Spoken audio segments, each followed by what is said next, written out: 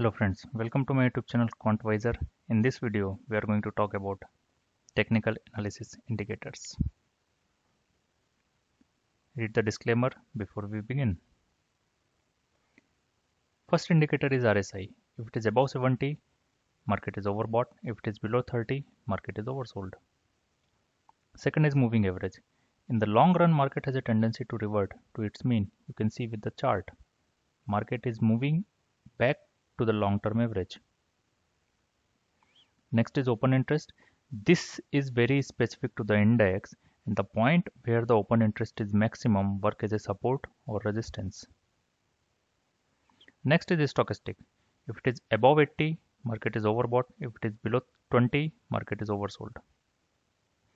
Next is Bollinger Band. If market is trailing near the extremes of the band, then it is likely to revert from those points. I hope you enjoyed the video. Thanks for watching. Bye bye.